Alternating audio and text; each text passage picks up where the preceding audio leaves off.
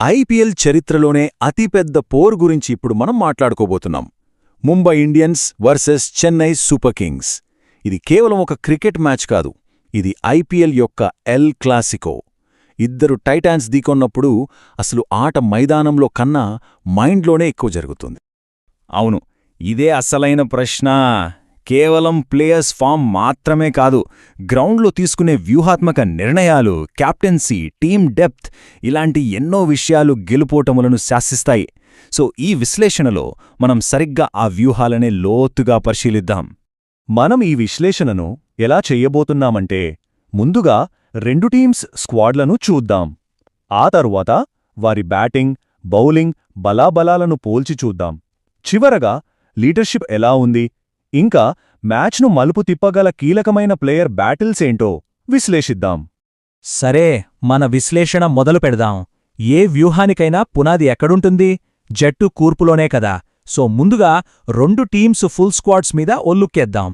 ఇక్కడ రెండు జట్ల స్క్వాడ్లను గమనిస్తే అనుభవం, యువత కలగలిసిన ఒక పర్ఫెక్ట్ మిక్స్ కనిపిస్తుంది. ముంబైకి రోహిత్, సూర్య, బుమ్రా లాంటి వరల్డ్ క్లాస్ ప్లేయర్స్ బ్యాక్బోన్గా ఉంటే, చెన్నైకి ధోనీ అనుభవానికి గైక్వాడ్, సంజూ శాంసన్ లాంటి యువ ఆటగాళ్ల దూకుడు తోడైంది. ఈ కాంబినేషన్లే వాళ్ల వ్యూహాలకు అసలైన బలం. ఇక అసలు విషయానికొద్దాం. బ్యాటింగ్. టీ20 మ్యాచ్ గతిని మార్చేది ఇదే. పవర్ ప్లేలో విధ్వంసం, మిడిల్ ఓవర్లలో స్టెబిలిటీ, డెత్ ఓవర్లలో ఫినిషింగ్. ఈ మూడూ చాలా ముఖ్యం. ఇప్పుడు రెండు జట్ల బ్యాటింగ్ లైనప్లను ఒకసారి లోతుగా చూద్దాం. ఇరు జట్ల టాప్ ఆర్డర్ దాదాపు సమానంగా కనిపిస్తోంది. ముంబైకి రోహిత్, సూర్యకుమార్ రూపంలో అపారమైన అనుభవం ఉంది. ముఖ్యంగా వాంకడే పిచ్ మీద వీళ్ళిద్దరినీ ఆపడమంటే మామూలు విషయం కాదు.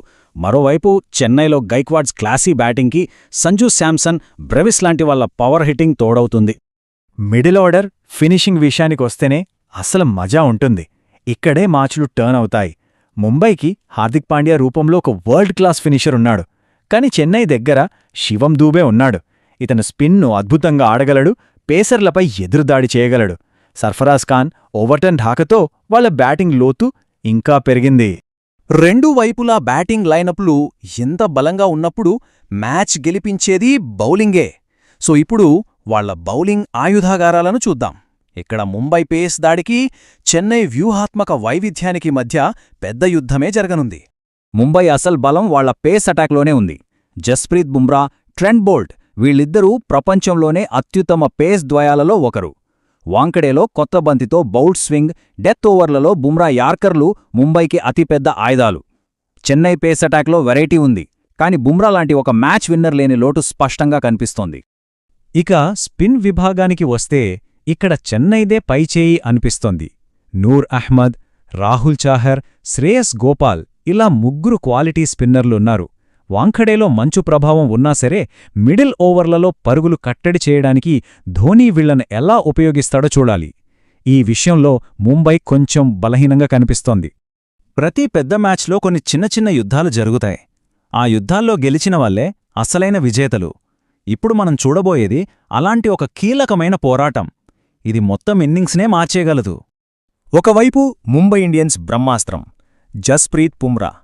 తన విచిత్రమైన యాక్షన్, ఖచ్చితమైన యార్కర్లు, ఊహించని బౌన్సర్లతో ఏ బ్యాట్స్మెన్కైనా ఒక పీడకల. డెత్ ఓవర్లలో ఇతన్ని ఎదుర్కోవడం దాదాపు అసాధ్యం. మరి అతడిని ఎదుర్కోబోయాది Chennai Super Kings power house Shivam Dube. స్పిన్నర్లను ఉతికి ఆరేయడమే కాదు, మిడిల్ ఓవర్లలో పేసర్లపై ఎదురుదాడి చేయడంలో ఇతను స్పెషలిస్ట్. సో బుమ్రా యార్కర్లకు దూబే పవర్ హిట్టింగ్ సమాధానం చెబుతుందా? ఈ పోరు మ్యాచ్ ఫలితాన్ని శాసించగలదు.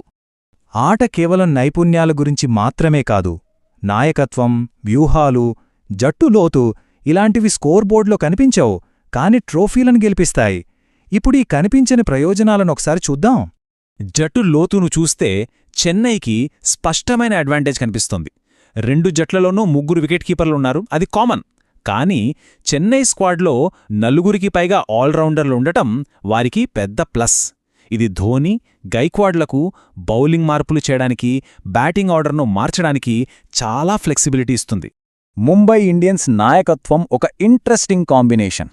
రోహిత్ శర్మ రూపంలో ప్రశాంతమైన, అనుభవజ్ఞుడైన లీడరుంటే, హార్దిక్ పాండ్యా రూపంలో దూకుడు స్వభావమున్న కెప్టెనున్నాడు.